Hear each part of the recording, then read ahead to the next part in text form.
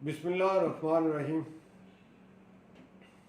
नाज़रीन, आज जोड़ों के दर्द के बारे में वीडियो बना रहा हूँ। जोड़ों के दर्द को मेडिकल ज़बान में कहते हैं आर्थराइटिस। आर्थराइटिस की वैसे तो कोई 100 से ज़्यादा किस्में हैं। दुनिया भर में इसके पेशेंट पाए जाते हैं इस बीमारी के, लेकिन इसकी 3 बड़ी किस्में जो हैं वो इस वीडियो में मैं आपके सामने रखूँगा। और उनमें पहली किस्म है ऑस्टियोआर्थराइटिस, फिर इसके बाद है रूमेटाइड आर्थराइटिस, और फिर गाउट। तीसरी किस्म है गाउट। इसके अलावा जैसा कि मैंने अभी बताया कि तकरीबन 100 के करीब या 100 से भी ज़्यादा इसकी दुनिया भर में टाइप्स होती हैं, लेकिन ये 3 बड़ी किस्में हैं।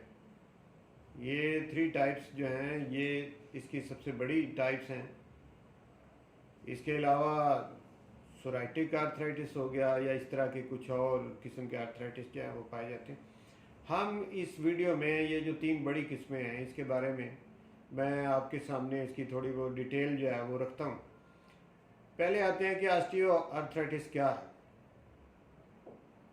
तो पूरी दुनिया में सबसे ज़्यादा जो पेशेंट हैं वो ऑस्टियो आर्थराइटिस के हैं। वैसे आर्थराइटिस के अमेरिका में अगर देखा जाए तो कुछ 40 मिलियन पेशेंट जो हैं वो अमेरिका के अंदर आर्थराइटिस बीमारी यानी जोड़ों का जो दर्द है इसके 40 मिलियन से ज़्यादा पेशेंट अमेरिका में पाए जाते हैं, और 10 मिलियन के करीब इसके इंग्लैंड के अंदर पेशेंट पाए जाते हैं। अब इंग्लैंड के अंदर जो रिपोर्ट 10 मिलियन की है उसमें से 8 मिलियन जो हैं वो ऑस्टियो आर्थराइटिस के पेशेंट पाए जाते हैं। तो ऑस्टियो आर्थराइटिस क्या है पहले ये देखते हैं। ऑस्टियो का मतलब होता है बोन, मतलब कि हड्डियाँ, जिस्म के अंदर जो पाई जाने वाली हड्डियाँ हैं इनको अंग्रेज़ी में बोन कहते हैं। और चूँकि मेडिकल ज़बान जो है इसमें कुछ यूनानी ज़बान के लफ्ज़, लातीनी ज़बान के लफ्ज़ जो हैं वो भी मिक्स हैं, तो इसी तरह से इसको आर्थराइटिस जो कहते हैं इसका मतलब है कि जोड़ों के अंदर स्वेलिंग। आइटिस लफ्ज़ जिसके साथ भी लिखता है वो स्वेलिंग को शो करता है। आर्थराइटिस का मतलब है जोड़ों की स्वेलिंग या जोड़ों की सूजन,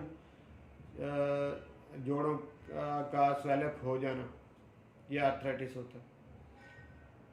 जैसा कि हेपेटाइटिस है ना, तो हेपेटो लफ्ज़ जो है वो यूनानी ज़बान का लफ्ज़ है, वो लीवर को कहते हैं, जिगर को कहते हैं, और उसके साथ भी आइटिस लगा हुआ है, तो हेपेटाइटिस का मतलब होता है जिगर की सोजिश। इसी तरह से आर्थराइटिस का मतलब होता है जोड़ों की सोजिश। तो ये जोड़ों की सोजिश को आर्थराइटिस कहते हैं। और ऑस्टियो आर्थराइटिस ये है कि ऑस्टियो का मतलब बोन, बोन से रिलेटेड जो आर्थराइटिस होगा वो ऑस्टियो आर्थराइटिस होगा। जोड़ों के अंदर जो बड़े जोड़ हैं उनके अंदर थोड़ा बहुत खला भी पाया जाता है, और साथ में लिगामेंट्स होते हैं जिसकी वजह से ये, जैसे टांगों के जोड़ हैं, और 2 जो हड्डियां हैं वो निचली टांग में पाई जाती हैं, टिबिया और फिब्यूला। इसी तरह से एक हड्डी ऊपर होती है, ह्यूमर, दरमियान में थोड़ा सा खला होता है, और इन दोनों को जोड़ा होता है एक लेफ़्ट साइड से और राइट साइड से लिगामेंट्स के ज़रिए से इनको जोड़ा होता है। इनके ऊपर एक बोन होती है जिसे चपनी की हड्डी कहते हैं, उसे मेडिकल ज़बान में पैटिला कहते हैं। तो दरमियान में इनकी हरकत के लिए, मूवमेंट के लिए थोड़ा बहुत खला होता है। अब ये जो लंबी हड्डियाँ हैं इनके जो सिरे होते हैं वहाँ पे कार्टिलेज लगी होती है। कार्टिलेज भी बेसिकली होती बोन ही है, तो कार्टिलेज लेकिन थोड़ी सी नरम टाइप की बोन होती है, इतनी ज़्यादा सख्त नहीं होती। कार्टिलेज बोन का हिस्सा है। कार्टिलेज के अंदर जब स्वेलिंग होती है तो इसको कहते हैं ऑस्टियो आर्थराइटिस। अच्छा, इसके अब आपको समझ आ गई कि ऑस्टियो आर्थराइटिस क्या है। इसके बाद दूसरी किस्म पे आते हैं, फिर इसका मैं ट्रीटमेंट भी आपको बताऊंगा। रूमेटाइड आर्थराइटिस दूसरी किस्म है इसकी। तो रूमेटाइड आर्थराइटिस जो है ये ऑटो इम्यून डिसऑर्डर जो होता है, यानी ऐसी बीमारियां हमारे कुछ जिस्म के अंदर पाई जाती हैं जो कि ऑटो इम्यून सिस्टम हमारा जब ख़राब हो जाता है तो फिर उसकी वजह से वो बीमारियां पैदा होती हैं। तो ये भी जो रूमेटाइड आर्थराइटिस है, ये ऑटो इम्यून डिजीज़ है, ऑटो इम्यून डिसऑर्डर भी इसको कहते हैं। ऑटो इम्यून में क्या होता है, हमारा जो इम्यून सिस्टम है इसका जो मेन काम है वो ये है कि जब भी कोई फॉरेन बॉडी हमारे जिस्म के अंदर दाखिल हो, यानी वायरस हो, बैक्टीरिया हो या कोई भी दुश्मन जो है, वो जब दाखिल होता है तो इम्यून सिस्टम उसको पहचानता है, डिटेक्ट करता है और फिर उसके साथ फाइट करता है। और ऑटो इम्यून में ये होता है कि पहचानने में दिक्कत हो जाती है, दुश्मन जब दाखिल हुआ समझ ही नहीं आती। और एक तो ये मसला हुआ, दूसरा जब फाइट होती है तो जब जो दुश्मन को सही पहचाना ही नहीं गया तो फायर उसको मारने की बजाय अपने ही जिस्म के जो हिस्से हैं उनको फायरिंग शुरू हो जाती। तो इसमें अपना जिस्म का नुकसान होना शुरू हो जाता है। यानी ये आप यूँ कह लें सादा लफ्ज़ों में कि अंधाधुंध ये जंग होती है जिसमें दुश्मन की पहचान नहीं होती और वैसे ही फायरिंग शुरू कर दी जाती, तो इससे अपना बॉडी का नुकसान होता है। तो ऐसी बीमारियाँ ऑटो इम्यून डिसऑर्डर या ऑटो इम्यून डिजीज़ कहलाती हैं, जो कि तकरीबन लाइलाज समझी जाती हैं। जब समझ ही नहीं आनी, डायग्नोज ही नहीं होना कि दुश्मन कौन है, फिर उसका ट्रीटमेंट कैसे किया जाए, तो इसलिए बड़ा मसला होता है। ऑटो इम्यून डिजीज़ जो हैं उनको ट्रीटमेंट उनका जो सही करने में बड़ा दिक्कत पेश आती है। तो रूमेटाइड आर्थराइटिस जो है ये ऑटो इम्यून डिजीज़ है। ये एक नज़रिया है, लेकिन दूसरा नज़रिया ये भी है, अभी तक जो रिसर्च हो रही है, दूसरा इसके बारे में ये भी नज़रिया है कि बॉडी के अंदर पाए जाने वाले जो केमिकल हैं, ये उन केमिकल की वजह से ये बीमारी पैदा होती है। तो ये दो नज़रिए इसमें काम कर रहे हैं कि ऑटो इम्यून, और दूसरा ये कि बॉडी के अंदर पाए जाने वाले कोई जो केमिकल हैं, पॉइजनस जो हैं, उनकी वजह से ये मसला हो जाता है। अभी रिसर्च इस पर जारी है। अब आते हैं तीसरी किस्म है गाउट। गाउट को उर्दू ज़ुबान में गेंठिया भी कहते हैं।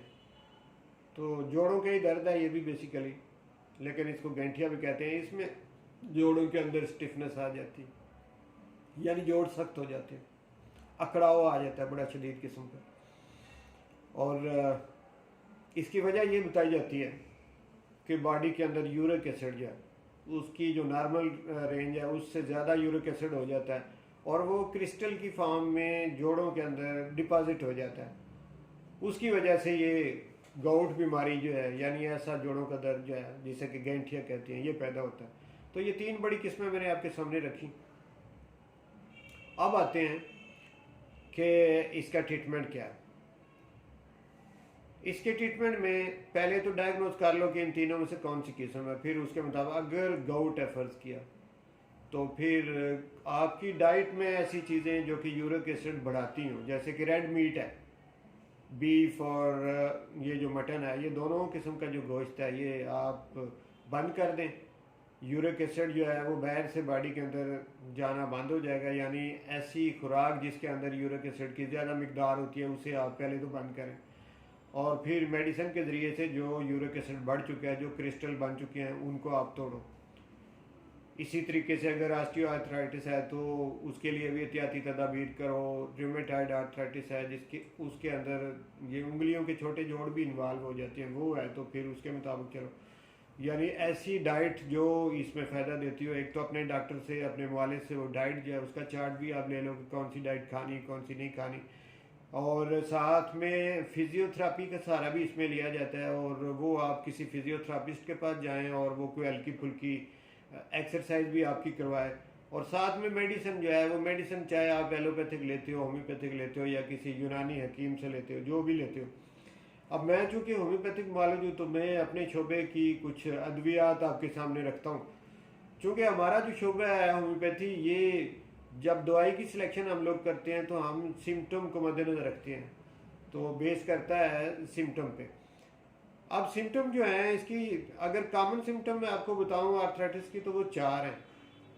एक पेन है, यानी किसी भी किस्म का आर्थराइटिस होगा, यानी जोड़ों में स्वेलिंग होगी तो पेन ज़रूर होगी, एक अलामत है पेन। दूसरी अलामत है स्वेलिंग, तो वहाँ पे जोड़ों के अंदर स्वेलिंग होगी।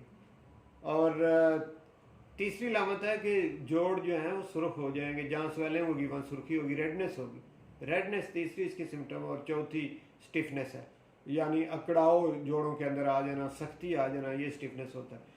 तो ये चार तो कॉमन सिम्टम हैं, लेकिन सिम्टम भी हर जो बीमारी है उसके अंदर वेरी करती रहती हैं, यानी ये पेशेंट टू पेशेंट ये वेरी करती रहती हैं। कुछ ऐसे पेशेंट हैं जिनमें आपको 3 सिम्टम मिलेंगी, कुछ ऐसे हैं जिनमें 4 मिलेंगी, कुछ ऐसे हैं जो मैंने कॉमन 4 बताई हैं, इसके अलावा भी उनमें 5-7 सिम्टम और होंगी। और आप सिम्टम लेते वक्त खाली ये नहीं देखते कि अब ये जोड़ों के दर्द का पेशेंट है तो सिर्फ जोड़ों की सिम्टम लेनी है। तमाम बॉडी जो है उसकी सिम्टम जब आप इकट्ठी करते हो, फिर मेंटल सिम्टम आप लेते हो, तो फिर वो केस जो है उसको आप होम्योपैथी की ऐनक लगा के तो फिर आप देखते हो, तो फिर उसकी दवाई, सही दवाई, प्रॉपर दवाई जो है वो निकाली जा सकती है। तो बेहतर यही है कि आप अपने जहाँ कहीं आप रहते हैं अपने इलाके का कोई कॉम्पिटेंट होम्योपैथिक डॉक्टर, कोई अच्छा पढ़ा लिखा तजर्बाकार होम्योपैथिक डॉक्टर अगर आपके करीब हो तो आप उसको जाके मिलें और अपनी ये सारा केस जो है उसके सामने रखें। इसके जो कराए हुए टेस्ट हैं, कोई अगर आपने अल्ट्रासाउंड करवाया, कोई आपने अगर एक्सरे करवाया या आपने ब्लड टेस्ट करवाया, वो सारे टेस्ट भी आप अपनी फाइल साथ ले जाएं और फिर वो आपकी सिम्टम लेने के बाद आपकी दवाई निकालेगा तो वो बेहतरीन दवाई। लेकिन फिर भी मैं कुछ दवाइयाँ कॉमन सी आपको बता देता हूँ जिसमें कि आपको भी फ़ायदा होगा और जो मेरे जूनियर डॉक्टर हैं या कुछ हमारे जो शागिर्द हैं अभी जो पढ़ रहे हैं उनको भी फ़ायदा होगा। उसमें ये है कि पहली दवाई बेलाडोना। जहाँ कहीं भी स्वेलिंग होगी, दर्द होगी, रेडनेस होगी, आप बेलाडोना का इंतखाब कर सकते हैं। बेलाडोना एक बेहतरीन दवाई है। इसके अलावा दूसरी दवाई है रिस्टाक्स। रिस्टाक्स में ये होता है कि आर्थराइटिस का पेशेंट अगर भीगने से, यानी बाहर बारिश में या पानी में निकलता है तो उसकी दर्द और बढ़ जाए, एक इसकी ये बड़ी पहचान है। दूसरी ये है कि जब वो फर्स्ट टाइम बैठा बैठा उठता है किसी चेयर से या सोफे पे बैठा हुआ है और वो उठता है तो पहली दफ़ा उसे शिद्दत से दर्द होती है और फिर वो थोड़ा बहुत जब मूवमेंट करता है तो उसकी दर्द में अफाका होता है। अगर इस तरह अलामात मिल जाएँ तो फिर ये बड़ी बेहतरीन दवाई है रिस्टाक्स। फिर आप रिस्टाक्स दें। और इसके अलावा एक मदर टेंचर है आर्टिकेरिया यूरेंस। ये जब गाउट हो, यानी यूरिक एसिड जोड़ों के अंदर पाया जाए आप उसके टेस्ट देखने के बाद, तो फिर आर्टिकेरिया बेहतरीन दवाई है। इसमें थूजा भी बेहतरीन दवाई है। और गुलथेरिया एक मदर टेंचर है, वो भी इसमें काम आता है। इसके अलावा ये चंद दवाइयाँ जो हैं, इसके अलावा होम्योपैथी में जो जो सिम्टम पेशेंट की बदलती जाएंगी, डिफरेंट टाइप के पेशेंट आपके आएंगे, तो इसी तरह से और भी बहुत सारी अद्वियात हैं जो कि सिलेक्ट की जा सकती हैं, जिसमें पल्साटिला है, जिसके अंदर रिस्टाक्स मैंने पहले बताई, ब्रायोनिया है और कॉल्चिकम है। कॉल्चिकम जब टच करें उस पेशेंट को जहाँ उसे दर्द हो रही हो, स्वेलिंग हो रही हो, तो वो टच करना भी बर्दाश्त ना करें तो फिर आप कॉल्चिकम उसे दें और ये सवीर किस्म की जो पेन है इसको ये रोकेगी। तो नाजरीन, वीडियो लंबी होती जा रही है तो इसलिए मैं इसे यहाँ पे स्टॉप करता हूँ। मैंने जो इसकी बुनियादी चीज़ें हैं वो मैंने आपके सामने रख दी हैं। तो मुझे उम्मीद है कि ये वीडियो आपके लिए बड़ी कारआमद और इन्फॉर्मेटिव वीडियो होगी। अगर आप समझते हैं कि इस वीडियो से आप कुछ फ़ायदा ले सकते हैं तो फिर आप दूसरों के लिए भी इसे आप आगे शेयर करें ताकि दूसरे लोग भी इससे फ़ायदा उठा सकें। और अगर आप चाहते हैं कि मेरी इसी तरह की इन्फॉर्मेटिव वीडियो आप तक पहुंचती रहें तो फिर उसका तरीका ये है कि आप मेरे चैनल को सब्सक्राइब कर दो, साथ में बेल का जो निशान है उसको भी दबा दो। फिर मैं जो भी वीडियो बनाऊंगा, अपलोड करूंगा, वो आप तक पहुंचती रहेंगी। बहुत शुक्रिया। इंशाल्लाह दोबारा इसी तरह की कोई इन्फॉर्मेटिव वीडियो लेकर आपकी खिदमत में दोबारा हाज़िर होऊंगा। उस वक्त तक के लिए इजाज़त दीजिए।